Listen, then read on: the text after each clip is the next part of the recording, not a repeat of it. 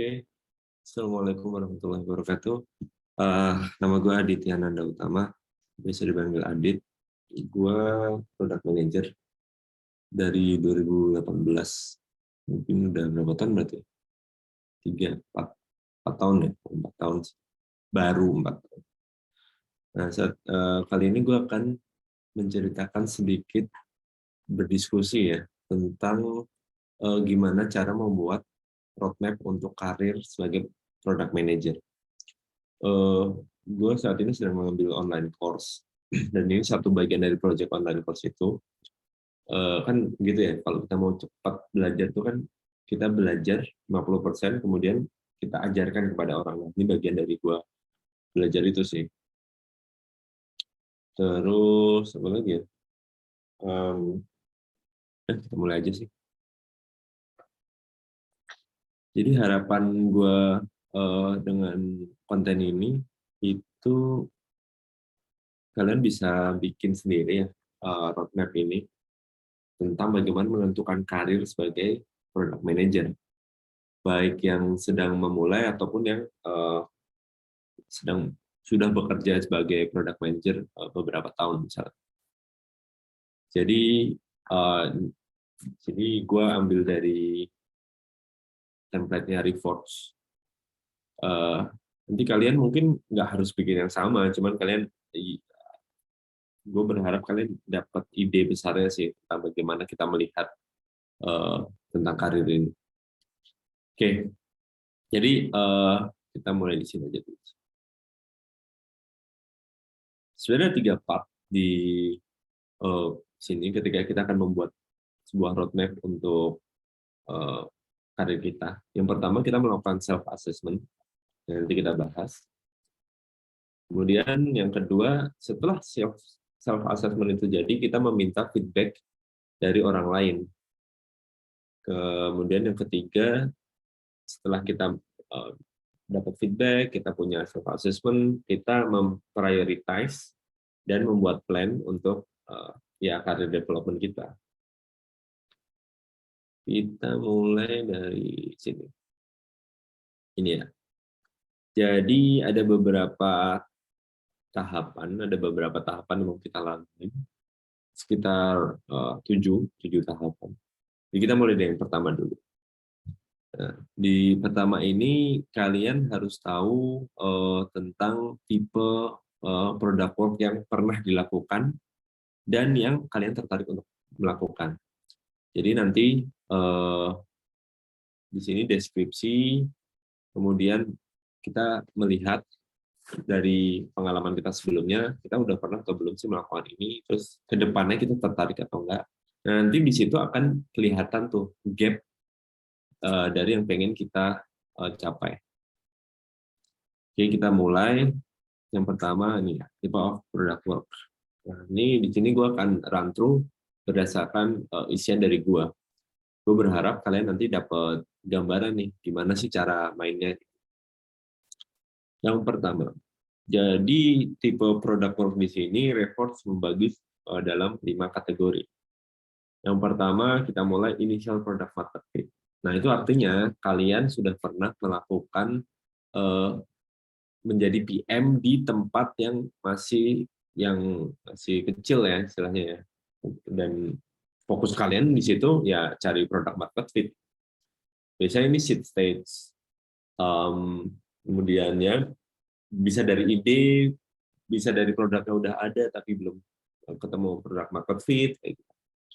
Dan di sini gua pernah melakukannya. In fact mungkin 2 kali gue di 2 perusahaan yang berbeda, di 2 produk yang berbeda gue pernah melakukannya. Jadi gue akan ngisi di sini ini isiannya antara 1 sampai 5. 1 itu artinya belum pernah sama sekali, 5 itu sudah pernah, bahkan sudah nge-lead sebuah tim besar dan nge-coach beberapa orang untuk melakukan hal yang sama. Jadi udah jadi mungkin senior atau lead.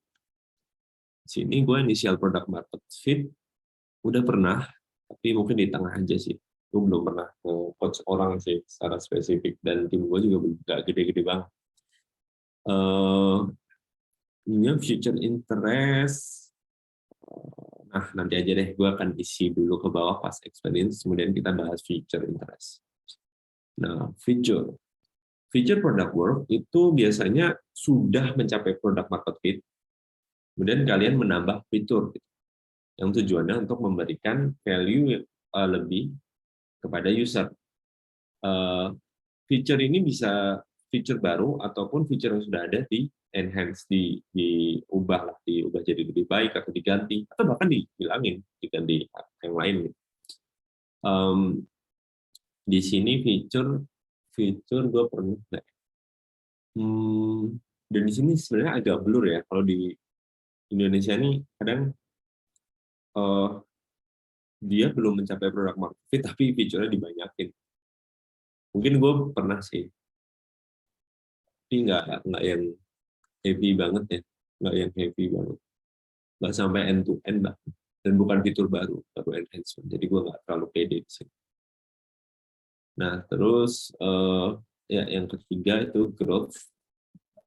Growth ini artinya kita deskripsinya sih nge-create atau nge-capture value by accelerating adoption. Jadi kita fokus ke adopsi ataupun adopsi di existing market ya, market yang udah ada, adopsi kita fokus di situ.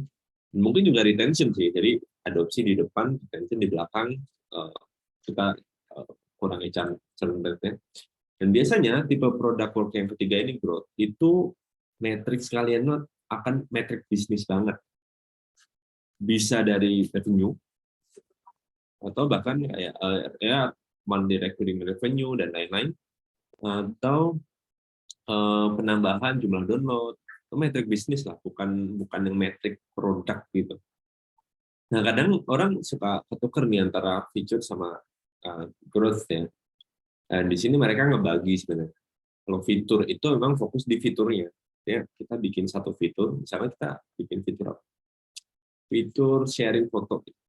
Ya, dia akan ngulik sih fitur sharing fotonya, teknologinya, constraint-nya, behavior user-nya, user experience, dan lain-lain. Sedangkan growth itu lebih ke dari fitur sharing foto yang udah ada ini, gimana bisa banyak orang yang pakai. Dan itu biasanya ada beberapa istilah, misalnya growth hacking.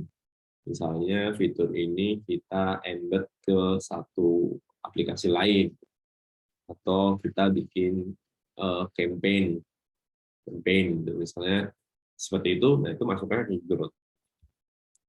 Growth sendiri untuk gua belum pernah pernah gue pernah bikin fitur untuk growth untuk promo. Jadi kayak promo, gue bikin satu fitur promo, dan itu metrik bisnis pasti, stakeholder utamanya marketing, dan ya di situ ada cross promo dan lain-lain. Jadi cuman gue nggak terlalu happy sih di situ. Nah kemudian yang keempat itu ada product market fit expansion. Jadi di satu perusahaan bisa produk yang sama bisa berbeda.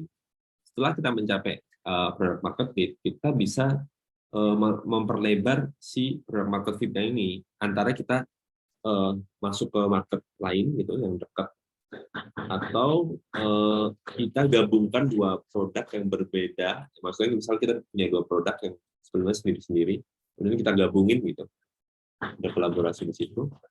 Atau ya bisa cara lain gitu, bisa bikin produk baru yang melengkapi servisnya dan capture market lain.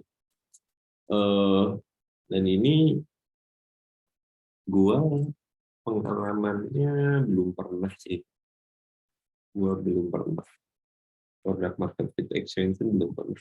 Ada inisiatif waktu itu ketika gua di satu startup hospitality industry, gue pernah mau kayak ada side produknya, cuman kayak nggak jadi gitu karena kalah brand, jadi belum pernah.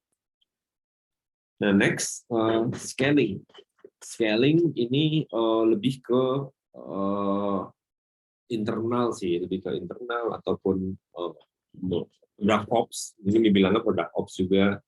Jadi fokusnya tuh eliminate bottleneck tuh. Jadi tim yang lain, nggak cuma tim kita, itu bisa mempunyai leverage untuk bisa bikin fitur baru, melakukan growth, atau mencapai tadi yang product market fit expansion.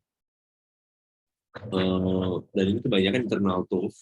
Gue udah di 3 perusahaan megang internal tools, termasuk di tempat sekarang ya. Jadi gue cukup lumayan pede sih di sini. Tapi gue belum pernah coach ya. Gue belum pernah coach sama sekali. APM atau PM junior itu gue diangkat. Nah, future interest. Ini jadi ini ketika kalian ngeplan ya, itu saat kondisi saat itu aja. Nah, nanti ketika berkala, kalian bisa balik ke roadmap ini dan kalian cek lagi. Karena pas experience-nya berubah, future interest-nya mungkin juga berubah. Sehingga gap-nya juga berubah. Tiganya gitu. Future interest, setelah gue pikir-pikir di pengalaman gue mungkin 4 tahun ya, 5 tahun mau jadi PM, gue sebenarnya tidak tertarik di 2 ini sih, kayak future sama growth itu gue agak kurang tertarik ya. Gue tertarik di scaling, yang di posisi gue sekarang gue tertarik, atau initial product market fit awal tuh seru tuh.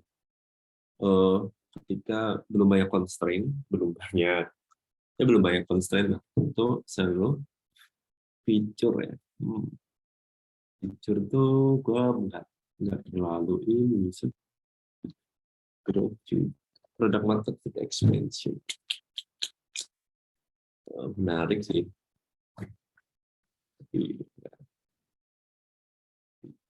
Feature sih mungkin gue ada tertarik. Feature juga dari end to end tertarik ya, karena gue suka desain part of it, desain bagian depan, UX research juga suka sih. Nah, dari sini kita bisa ngeliat gap nih. Misalnya kita identify di sini ya, karena gue di feature ini 2, pas experience-nya nggak terlalu strong, itu gue tertarik. Jadi ini menurut gue gap. Kemudian initial product market fit juga agak gap meskipun kalah ya tadi sama feature. Dari scaling gue nggak ngeliat ada gap sih. Mungkin kalau di yang gue sekarang kayaknya udah inline banget, dan ya tinggal tadi ya, tinggal nge-coach orang gitu. Sedangkan yang 2 ini kan karena gue nggak tertarik ya bukan gap berarti. Nah, ya gue nggak fokusin. Itu. Nah, sekarang kita ke pilar yang nomor 2. Ini kita nge-assess company stats kita dari past experience, sama past experience, future interest, terus gaps-nya. Di sini mereka ngebagi jadi 5. Yang pertama, seed stage startup. Nah, ini biasanya startup baru ya, mungkin baru dari ide, atau udah berjalan, cuman dia tadi belum terlalu banyak orang. Dan di sini mereka deskripsinya di bawah 10 orang. Meskipun bisa lebih ya, kalau di Indonesia biasanya seed stage juga udah banyak. Dan di bawah setahun, kalau usia kayaknya lebih relevan sih, seed stage di bawah setahun. Kemudian ya reseed funds, meskipun mungkin ada yang bootstrap ataupun ya dia nggak butuh pendanaan gitu, organik aja. Gue udah pernah di tahun 2019 gue di edtech startup yang kita fokus ke niche market di F&B entrepreneur, itu seed stage banget. Tapi orangnya nggak 10 sudah.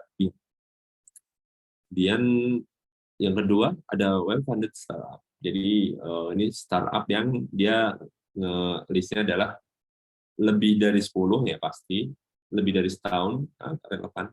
Dan ini have raised Series A or later funding rounds. Jadi Series A tapi ya mungkin A, B, C lah, well-funded tuh definisinya. Sebelumnya gue pernah di Series B, sekarang jadi Series C.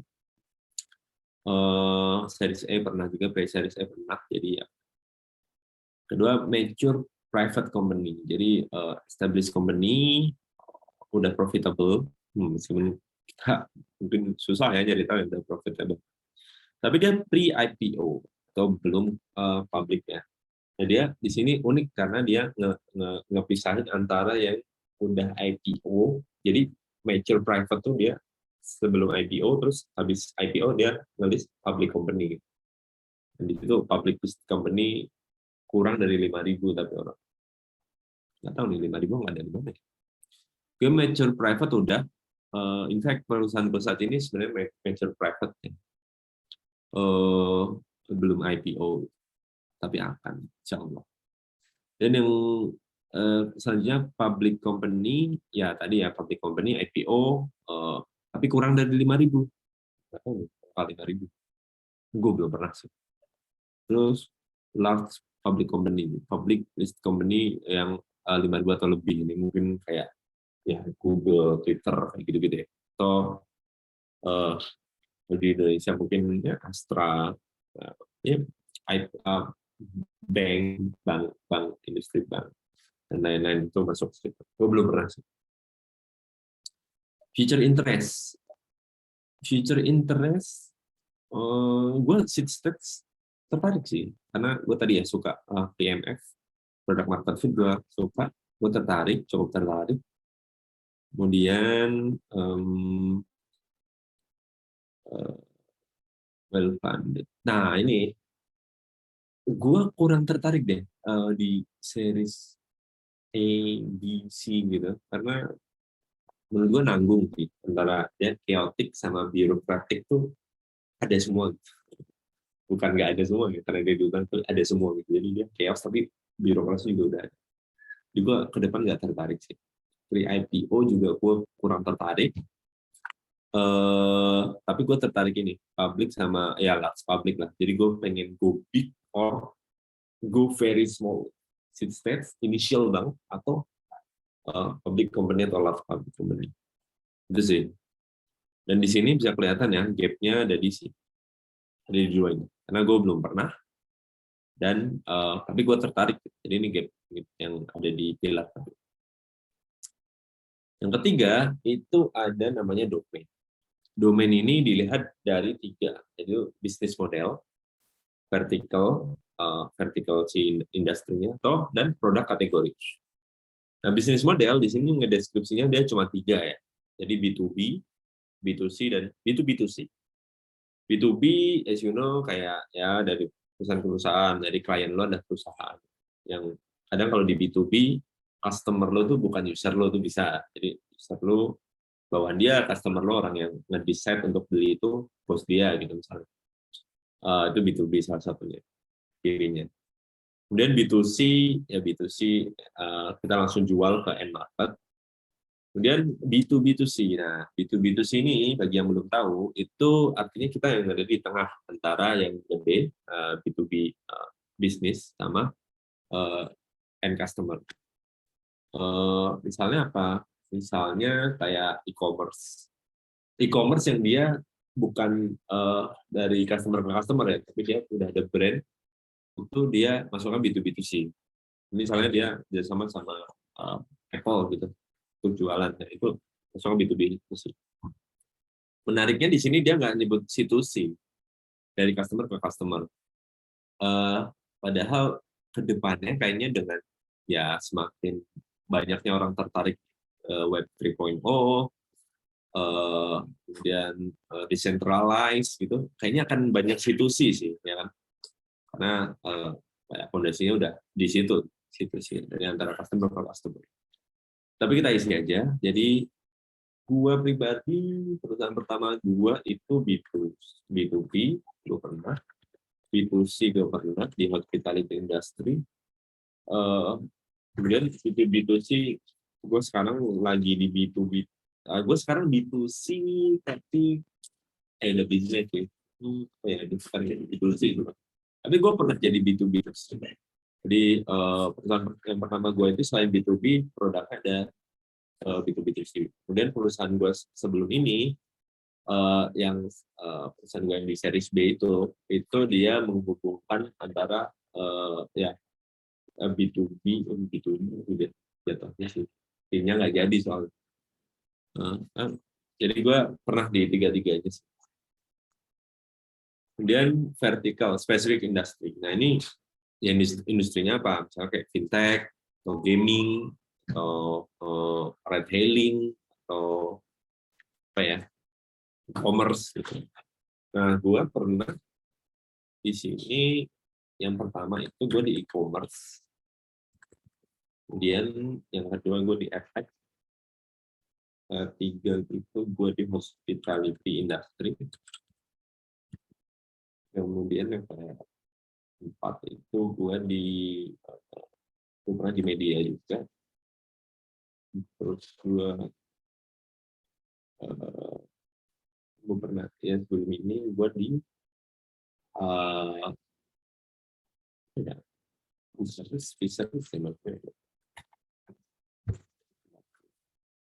dan sekarang gue di customer. Nah,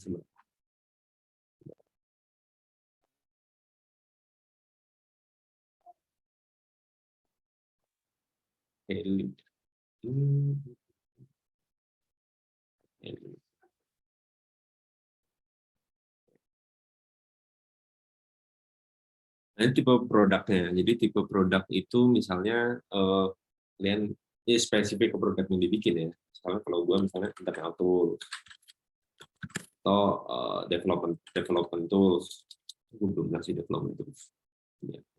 Development tools, terus wearable yang bisa dipakai, atau IoT, atau yang lainnya misalnya apa lagi banyak ya. Jadi tipe produk yang kalian bikin.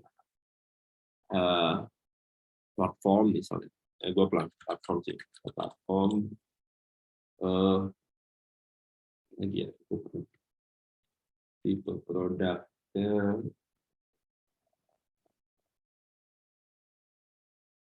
user facing apps tuh maksudnya, user facing, terus platform,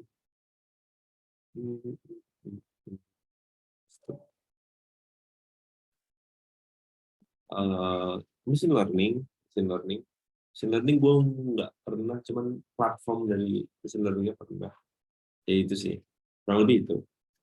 Nah terus kalian panjang nulis di sini feature interestnya apa. Gue nggak masalah sih sama semua, jadi gue nggak peduli kayak bisnis modelnya ya, karena bisnis model itu zaman sekarang kayak udah fluid gitu loh. Kayak satu perusahaan bisa punya beberapa meskipun yang dominan satu, tapi dia bisa dengan ya shifting gitu. Situ sih mungkin buat dan vertical sebenarnya gue tertarik di kayak high technology gitu sih. Kemudian high technology jadi kayak yang memang dia developer tools gitu ya, industrinya. Terus sekarang gue meskipun di ride hailing, sebenarnya gue di industri risk and safety ya, jadi gue masukin misalnya trust and safety, terus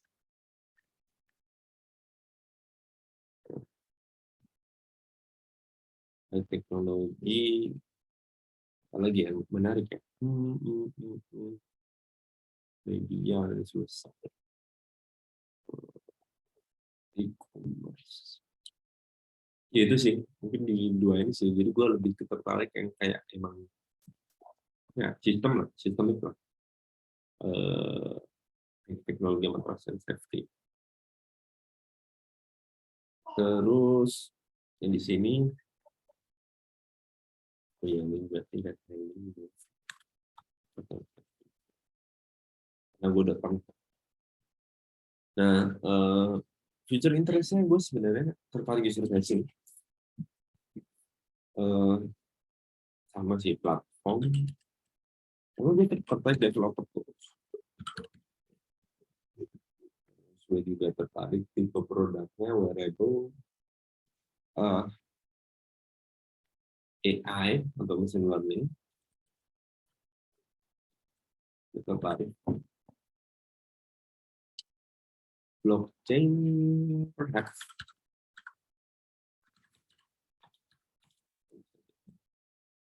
Oke. Nah, di sini kita bisa kelihatan nih gap gua. Jadi gap gua tuh ada di sini sama di sini. Artinya gua ya dari future interest sama yang past experience gua belum nyambung. Oke, nanti kita akan kasih tahu ya gap-gap ini setelah diidentifikasi. Nah, setelah keempat ini ada orientasi role. Di sini dibagi 3. Jadi yang pertama adalah facilitator versus owner. Kalau owner itu deskripsinya adalah dia itu nge-own satu whole uh, produknya. Jadi dia emang yang kayak sebenarnya kayak project manager sih, kayak project manager yang bertanggung jawab pada satu produk ini banget gitu. Dan health accountable juga. Nah, kalau fasilitator itu sebenarnya di perusahaan itu atau cara kerjanya adalah si PM itu sebagai fasilitator yang menghubungi banyak stakeholder ini, dan dia ngambil keputusannya itu ya cross functional gitu, berdasarkan stakeholder, misalkan tech, desain dan lain-lain. Sementara kalau owner tadi ya benar-benar dia yang ngedesain, gitu. Dia responsible. Nah, gue di sini pas experience itu lebih ke fasilitas, karena gue belum pernah jadi owner role, tapi gue kayak lebih banyak kayak mempertemukan banyak stakeholder, banyak pak. Gitu. Dan analis dan desainer. Nah, ini cara kerjanya gini. Kalau analis PM, tipe PM yang analis itu dia data driven. Jadi dia melihat data lebih banyaknya kuantitatif, ya kuantitatif di sini. Sedangkan desainer PM, tipe PM yang desainer itu dia design led approach. Jadi lebih kualitatif tapi melihat ke depan gitu. Dia tetap melihat data tetap, tapi kayak tidak jadi bahan pertimbangan utama. Misalnya kayak gini nih, misalnya dan kebanyakan desain led ini dia menurut gua high risk, high risk, tapi gain-nya juga banyak, high gain. Jadi kayak misal kalau sukses tuh sukses banget. Tapi kalau gagal ya boom aja. Misalnya kayak bikin iPod gitu, atau iPhone. Menurut Apple itu awal-awal di Steve Jobs itu desainer banget. Karena dia gimana gitu dapetin data. Ya produk sebelumnya yang sama tuh udah ada, tapi kayak dia bener-bener pengen nyiptain produk yang bagus sih, excellent produk. Nah itu sih. Terus gue pemahaman gue juga ini, kalau analis PM tuh bener-bener kayak di sini data driven ya, bener-bener kayak melihat masa lalu gitu. Kalau desainer PM tuh lebih main ke imajinasi, terus kayak dia lebih banyak komunikasi dengan user, melihat peluang dan melihat opportunities dibandingkan problem. Ini karena ini dua hal yang berbeda ya. Meskipun problems itu ya bagian, saya kita bilang bagian dari opportunities, tapi kadang opportunities itu belum tentu problems. Problems ini udah ada dulu nih baru kita solve. Nah, opportunities ini ya belum ada gitu. Bahkan user mungkin belum butuh atau belum tahu kalau dia butuh. Nah di sini gue lebih ke tipe desainer ya. Pas experience gue sebenarnya nggak terlalu heavy dengan data driven. Gue kurang banyak membaca data atau menyimpulkan dari data, tapi lebih banyak approach user interview, riset dan lain-lain sih. Jadi gue menganggap gue tipe desainer. Dan yang terakhir itu tipe front end atau back end. Jadi ini lebih ke kayak bagian yang ke depan user, jadi kayak dia tampilannya atau user journey-nya dan lain-lain, atau di bagian sistemiknya, sistem di belakangnya. Nah dia di sini memakai istilah di software engineer ya, front end atau back end. Di sini gue lebih ke tipe back end. Gue nggak banyak sebenarnya kayak ke user, meskipun tadi ya gue banyak kayak riset di interview, tapi produk yang gue bikin itu lebih banyak di sisi belakang. Jadi kayak internal tools atau platform kayak gitu. Nah, future interest gue ya tetap di fasilitator sama, lebih suka sih kerja sama banyak orang. Di sini gue ya sama, gue masih lebih suka desain. Intuitively ngelihat peluang, membaca riset kayak gitu, ngomong dengan orang. Dan di sini gue tapi lebih suka back end, jadi bikin sesuatu yang back end. Jadi di role orientation ini gue bisa bilang nggak gue identify gaps gitu di saat ini ya. Nah selanjutnya di level 5. Level 5 itu adalah level dari kita sebagai PM. Yang bagi sebagai 4. Jadi yang pertama individual contributor. Individual contributor ini artinya lu sebagai PM itu benar-benar tipe eksekutor. Kadang lu nggak nentuin strateginya, kadang lu nggak nentuin bahkan kayak matriksnya juga enggak, tapi lu benar-benar kayak hands on banget. Di sini memang agak irisan sih sama project manager ya. Project manager juga ada curhat seperti itu. Tapi mungkin di sini lebih exercise atau menerapkan produk product manager thinking gitu. Misalnya tetap pakai di challenge pakai matrix, kemudian bikin roadmap dan lain-lain sih yang membedakan di antara project thinking dan melihat impact misal. Kayak kalau project kan ya udah nih ini bikin ini. Nah, kalau produk itu kan kita harus melihat dari yang kita bikin ini nantinya gimana, impact-nya gimana, ngukurnya gimana dan lain-lain. Nah itu sih pas experience gue ada banget, bahkan mungkin hampir semua gue masih IC. Kemudian yang selanjutnya first line manager. Jadi first line manager ini konsepnya dia udah masuk leadership dan dia di bawahnya ada beberapa PM yang merupakan IC. Jadi dia udah lebih banyak heavy ke strategi. Misal walaupun terkadang dia masih tetap in charge atau hands on dan masih tetap eksekusi, tapi dia udah ngambil peran strategi lebih banyak.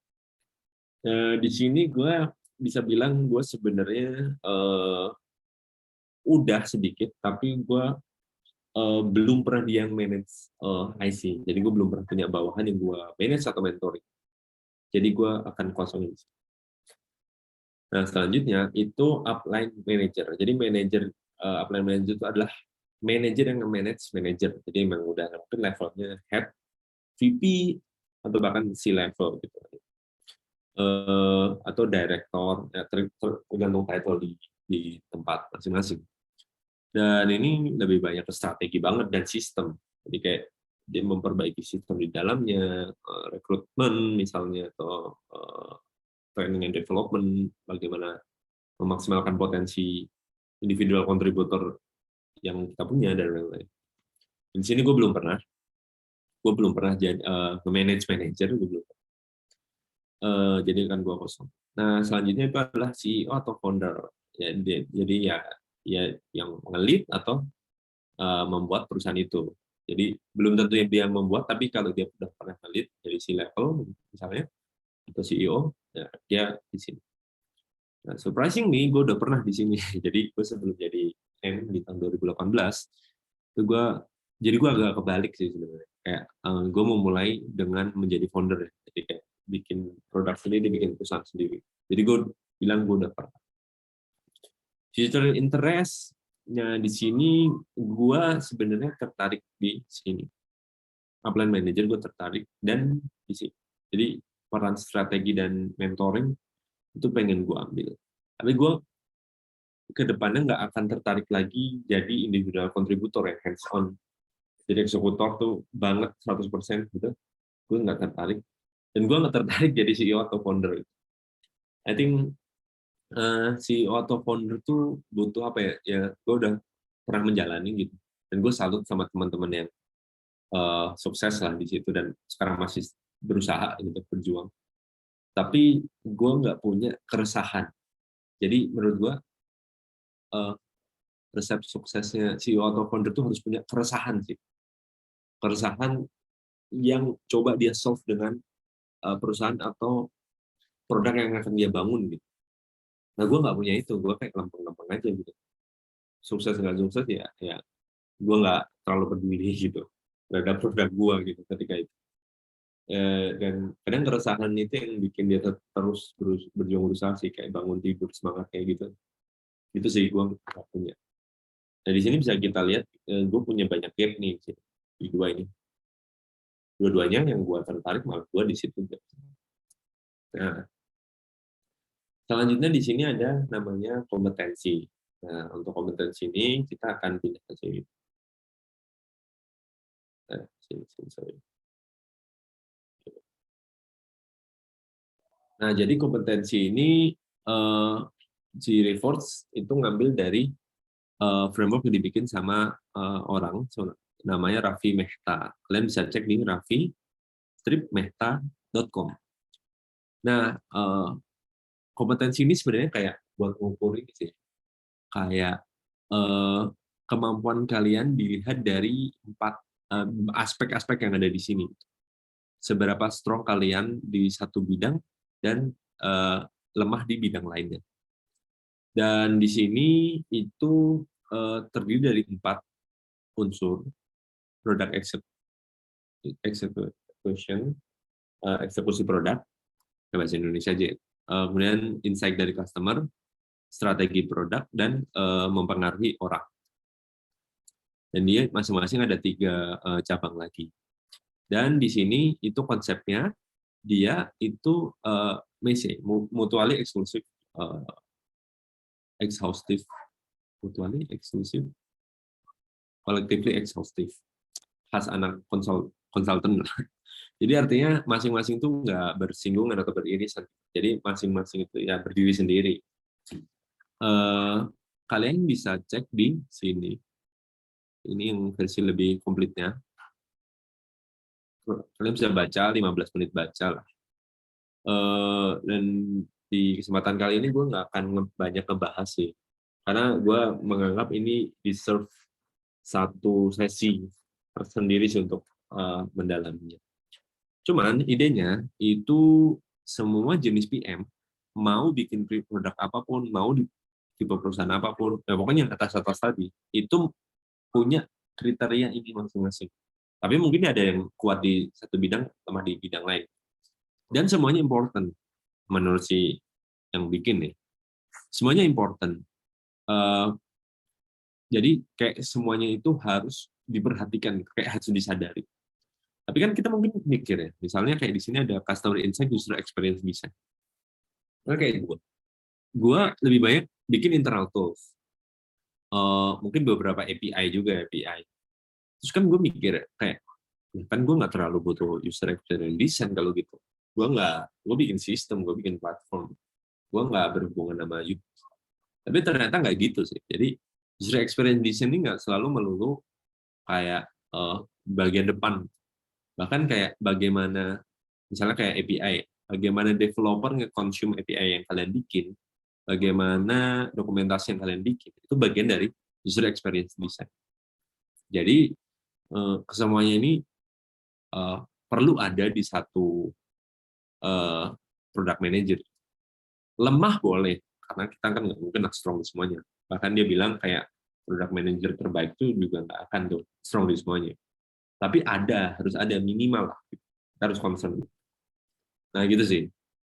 Nah kalian kalau ini ya mutually exclusive, collectively exhaustive. Di sini dia spesifik banget. Jadi kayak misal kayak dari mulai APM sampai VP level tuh yang perlu ada itu apa gitu. Dia ngejelasin sih. Di sini lucu ya. Voice of the customer, APM malah justru lebih strong daripada VP. Itu mungkin sih karena gue belum pernah jadi VP ya. Itu kan harusnya kan strong ya. Ya nanti kita bahas deh di sesi bisa, insya Allah. Ya ini kalian bisa baca sih sendiri. Nah, kesempatan kali ini gue cuma mau nunjukin sih gimana ngisi-ngisinya. Nah di sini itu idenya adalah di past experience nanti kalau di sini itu ada 3 kriteria. Jadi kayak kurang, average, sama highly developed. Nah, di sini kalian harus milih 3 area yang kalian strong, 3 area yang kalian lemah, dan sisanya average. Kayak gitu sih. Jadi gue akan ikut nanti. Gue pertama akan nge-identify di mana gue strong. Gue langsung kepikiran, gue cukup strong di stakeholder management. Karena beberapa kali review, gue cukup bagus di sini. Di beberapa perusahaan yang berbeda, orang yang berbeda, dan produk yang berbeda. Jadi gue cukup percaya. Kemudian yang kedua, gue cukup strong di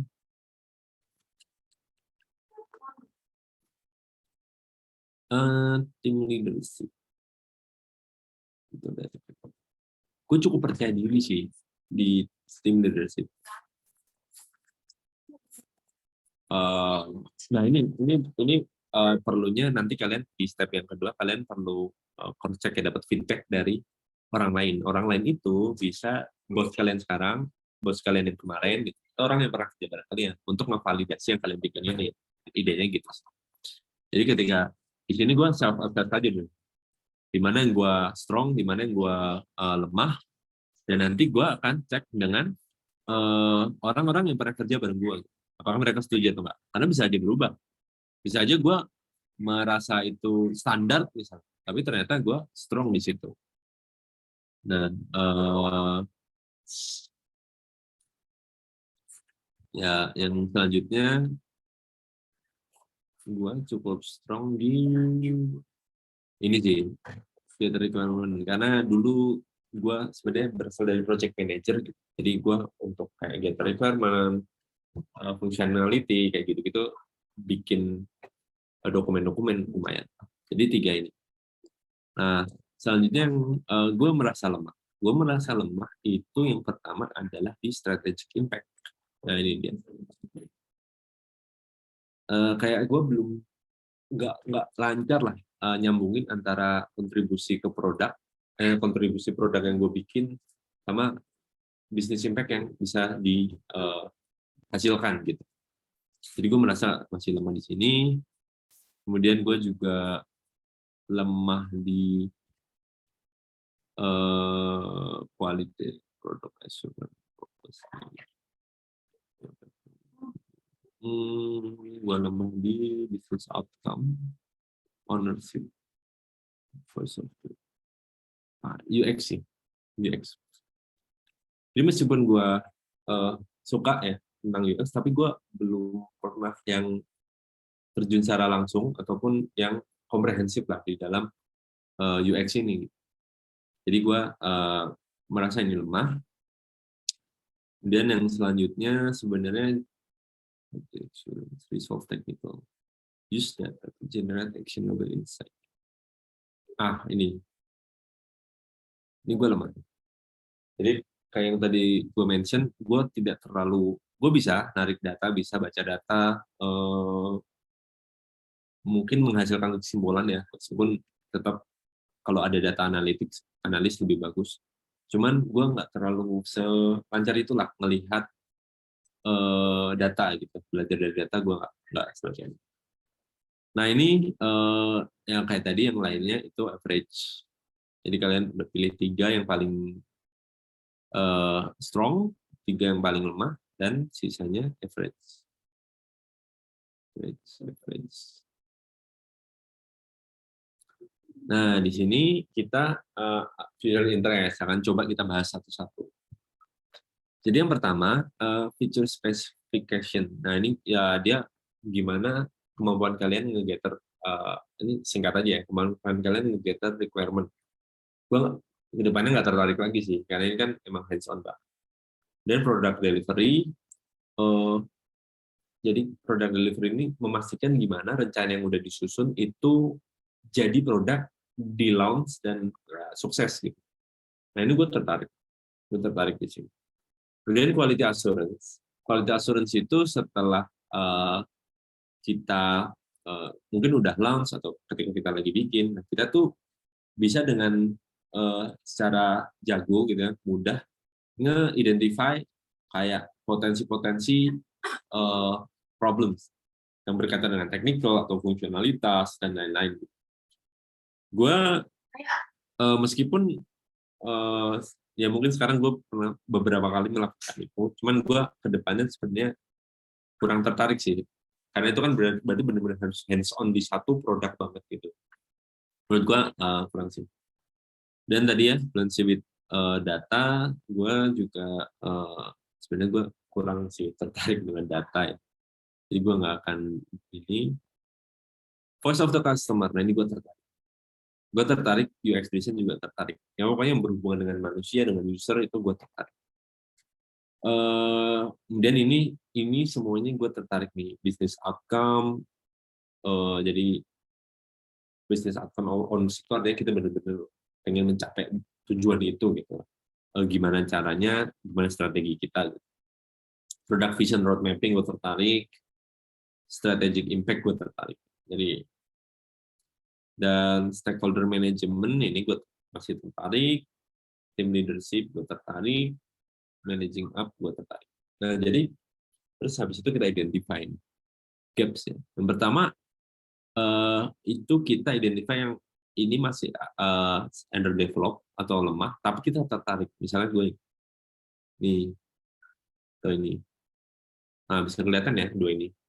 Jadi gue UX design itu gaps banget di situ dan strategic impact itu gaps. Nah sebenarnya kalian bisa ini ya, misalnya kayak next step-nya kan berarti yang di sini dua tapi lo tertarik ya, misalnya ini terus ini. Tapi kan ini kayak banyak kan ya. Nah, jadi kalau gue sih, ini gue kurangin sih. Jadi gue akan ngambil dua ini aja untuk gue fokusin. Karena gue merasa nih yang average ini akan ada masanya bisa naik menurut gue ya. Gitu. Nah, ini udah di pilar ke-6, ya pilar ke-7 itu personal values. Jadi personal values itu cara mainnya gini. Jadi kita punya satu personal value, kemudian ada nanti namanya company indicator. Jadi kita langsung contohin ya. Karena personal values gue pengen work-life balance. Nah ini yang paling ini ya. Nah terus company indicator. Jadi kayak mungkin kalimatnya gini. Kalau perusahaan itu ada ini, ada si ini, itu akan mampu menunjang work-life balance yang pengen gue capai. Misalnya dia kerja dari rumah. Ya. Atau terus lagi ya, jarang traveling. Terus work life balance, misalnya asuransi cover keluarga atau dapat tunjangan. Ada sih yang gitu kan ada. Weekend nggak ada, weekend nggak ada komunikasi soal apa. Nah, lebih bagus kalau kalian bisa ngelis sebanyak-banyaknya, cuman usahakan 5 sih, 5 tuh optimal. Jadi kayak satu value bisa di indikatornya tuh dari satu perusahaan itu ada apa aja. Saya kalau lagi gue personal value I want to memegang prinsip Islam dalam mencari nafkah. Nah, terus misalnya company indikatornya tidak berhubungan dengan riba. Terus meeting menghormati jam sholat. Jadi kayak nggak bikin meeting di jam sholat atau ketika jam sholat dia break dulu. Terus prinsip Islam, banyak sih sebenarnya, kayak produknya apa, terus bermanfaat untuk orang, menghindari kecurangan. Misalnya kayak apa ya, curang di proyek atau suap dan lain-lain gitu. Nah intinya gitu sih. Jadi ini kalian bisa isi sebanyak apapun. Nah ini itu 7 pilar yang ada di bagian pertama, yaitu self assessment.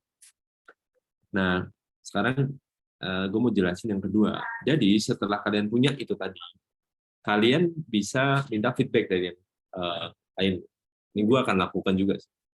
Jadi kalian bisa seperti tadi ya, bisa minta feedback ke bos kalian sekarang, teman kerja kalian sekarang, bos kalian yang di tempat lama, atau teman kerja di tempat lama. Dan biasanya di pengalaman gua, feedback ini lebih enak dari tempat lama. Kenapa? Karena dia udah nggak kayak nge-assess kalian kan, karena dia udah lost kan, nggak ada hubungannya dengan karir kalian atau kenaikan jabatan atau gaji. Jadi biasanya feedbacknya bisa lebih jujur, bisa lebih lepas. Itu sih. Jadi, nah ketika kalian nanti meeting gitu dengan mereka, kalian identify. Jadi kalian jelasin, mungkin sebelum meeting kalian share dulu yang udah kalian bikin gitu kan, dari past experience. Intinya itu sih. Jadi kalian nggak perlu harus bikin sama kayak template ini, tapi intinya kalian nyeritain past experience kalian, interest kalian ke depan, sama gaps-nya. Itu yang paling penting.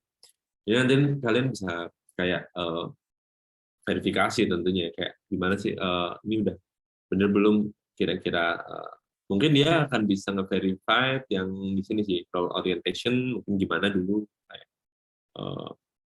terus kompetensi itu yang paling bisa sih. Kompetensi yang gue butuh nanya sih ke teman-teman gue. Jadi kayak menurut kalian gue gimana sih? Misalnya kalian, jadi nanti sih gue akan ngehapus ini, terus kayak gue akan suruh mereka nilai gue. Jadi dia nggak terpengaruh sama nilai ini kan. Terus gue mau bandingin. Nah dari situ kalian akan bisa ngeliat gap-nya. Misalnya di sini gap kalian ada uh, uh, di sini. Misalnya product market fit sama feature, untuk gap kalian yang perlu diisi. Company stage, gue butuh lebih ke public company atau large public company gitu kan, karena gue tertarik ke situ. Nah terus industrinya juga udah bisa kelihatan dan gap-nya udah kelihatan. Terus ya di sini levelnya, terus kompetensinya juga. Nah roadmap ini itu bisa kalian manfaatin yang pertama ketika kalian sedang ada performance review di perusahaan. Itu kan bisa ditanya tuh development plan-nya lu mau ngapain. Kalian bisa pakai ini sebagai patokan. Yang kedua, kalian bisa pakai ini juga untuk mengincar kenaikan jabatan atau roles tertentu di perusahaan kalian. Jadi misalnya kayak di sini ya, gue melihat di sini kan gue berarti misal di level ya, gue mungkin harus pernah manage PM di bawah gue. Jadi gue mungkin nanti akan ngincer posisi di mana gue ngelit mungkin EPM atau PM junior, baik itu satu atau dua orang nggak masalah, tapi gue yang penting punya pengalaman itu gitu nantinya. Itu sih yang kedua. Nah yang ketiga, ini juga bisa kalian jadikan patokan untuk mencari pekerjaan di tempat baru. Jadi misalnya ada, baik itu inbound atau outbound ya. Jadi misalnya inbound itu misalnya kalian ditawari oleh recruiter, atau kalian mencari pekerjaan. Nah kalian bisa melihat dari sini tuh jenis pekerjaannya cocok atau enggak, berapa gaps yang bisa diisi sama ini. Terus kalian juga bisa ngelihat dari values dari perusahaan itu, dan ini bisa kalian tanyakan ke recruiter gitu kalau ada pertanyaan. Bisa kan kalau pertanyaan telepon pertama kan ya ngobrol-ngobrol pengalaman dan lain-lain, terus kayak ditanya gitu, ada yang mau ditanya. Nah, kalian bisa selip-selipin tuh pertanyaan-pertanyaan yang menurut kalian tuh value yang penting dan harus ada. Misalnya kayak gimana asuransi, tunjangan apa aja gitu kan. Terus kayak budaya kerja gimana gitu. Weekend ada kerjaan nggak gitu.